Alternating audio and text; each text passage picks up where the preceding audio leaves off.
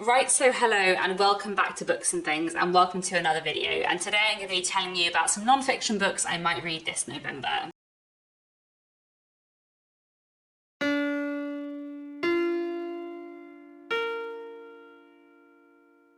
Nonfiction November is a readathon, a reading event that takes place on BookTube and in various other places in the internet, and it's hosted by the wonderful Olive from A Book Olive. I'll link her channel down below and her announcement video. But basically the premise of Nonfiction November is, as you might expect, to read nonfiction during the month of November. The only thing you have to do to participate in Nonfiction November is read one nonfiction book in the month of November. And Nonfiction November is a readathon I like to take part in every year. In general, I would say I read a bit of nonfiction, but not a lot, so it's always really nice to have a prompt to encourage me to read more nonfiction. So I have a stack of 6 books here today that I might read for Nonfiction November.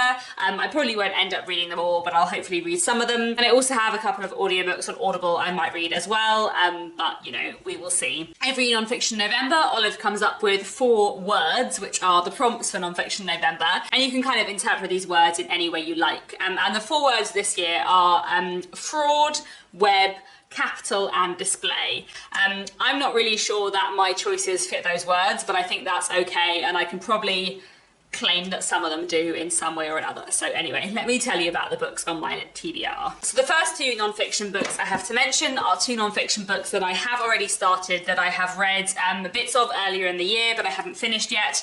So here we have Sketches by Boz by Charles Dickens. This book is made up of a series of articles that Charles Dickens wrote for magazines and newspapers between the years, I think 1833 and 1836.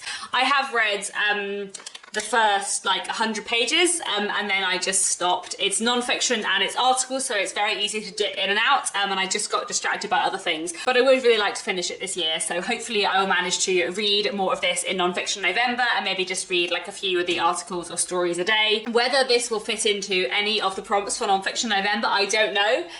Dickens writes about a lot of different things. At some point in this book, Dickens will no doubt write about both money and crime, so I feel like I could probably make an argument for fraud and capital, but who knows. Either way, I'm excited to finish this, hopefully in November. We'll see how I go. Then something else I have been reading is this. This is the 2nd volume of Anne Lister's diaries, No Priest But Love. So I read the first volume of Anne Lister's diaries, edited by Helen Whitbread, back in July, and just thought they were absolutely amazing. And then I started reading the 2nd volume in August, and I got about a third of the way through, and then went on holiday, and then Victober happened, and so I just ended up not picking it up again.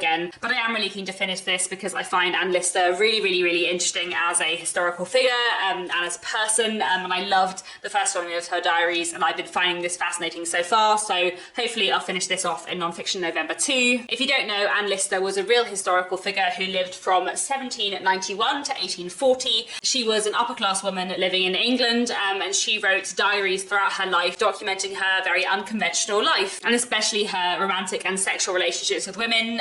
This is a massively important book in queer history, but also in terms of like social history as a whole, and it's just fascinating. So I highly recommend this, and I'm looking forward to finishing off the 2nd volume. Talking of historical diaries, I also have this book which I've been meaning to read for a while. This is Servant Stories, Life Below Stairs in Their Own Words, 1800 to 1950, edited by Michelle Higgs. This book is published by Pen and Sword, who are a great historical publisher, and it basically consists of a lot of diaries from people working as servants in the 19th and early 20th century. I feel like I'm going to find this really interesting, and hopefully it won't be too long a read either. It's quite a short book, so hopefully I'll get to this in November. Sticking on a historical theme, I also have this book on my shelves. I'm not sure whether I'll read all of this in November, but I would quite like to start it. And this is William Armstrong, Magician of the North by Henrietta Held. So this is a biography of a man called William Armstrong, who was a really interesting figure from the Victorian period. He was an inventor, an engineer, a scientist, also an arms trader, and he is quite an interesting figure, especially if you're interested in kind of the history of science and technology in the Victorian period. When I was on holiday in Northumberland back in September, me and my husband Nick went around Cragside, which is the house that William Armstrong built. And Cragside is the original smart home, as the National Trust like to call it. It is a late Victorian home that was really like on the cutting edge of technology. It has lifts, it has a dishwasher, and it was just a really, really fascinating place to go around. And so I bought this in the gift shop there because I thought this would be a really interesting read. So hopefully I might pick this up in Nonfiction November, we'll see. I feel like considering the wealth of William Armstrong and how far-reaching his influence was in industry, I could definitely make an argument that this book would count for both Capital and Web. And then I have two books about books because, you know, I always enjoy books about books. Here I have Once Upon a Tome by Oliver Darkshire, and the subtitle of this is The Misadventures of a Rare Bookseller, which I feel tells you probably everything you need to know about the book. I'm really looking forward to this one, but it's probably not as big a priority for me. It's not too long though, and I do think it'll be really fun, so maybe I'll read it in Nonfiction November, we'll see. Either way, I am looking forward to this at some point in the future. And I also have this very beautiful book, Rooms of Their Own, Where Great Writers Write by Alex Johnson. And this is a book which is all about the places and the spaces in which writers write. So it basically is full of articles like this, which has illustrations and a lot about an author. So this is Agatha Christie and like where she wrote in her life. So I think this will be a really fun read, and also because it's quite heavily illustrated, I don't think it will take me very long. It is also very, very, very beautiful. So yeah, I'm really looking forward to this.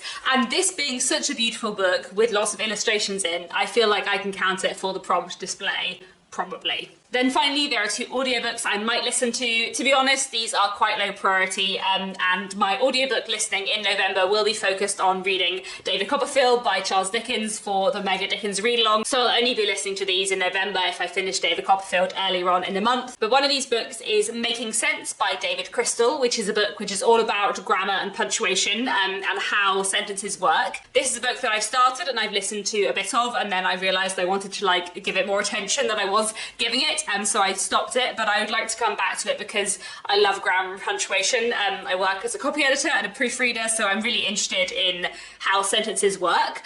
You know, that's a lot of my job. So I thought this would be a really fun book to read and really, really interesting and useful for me. So I would like to read this at some point.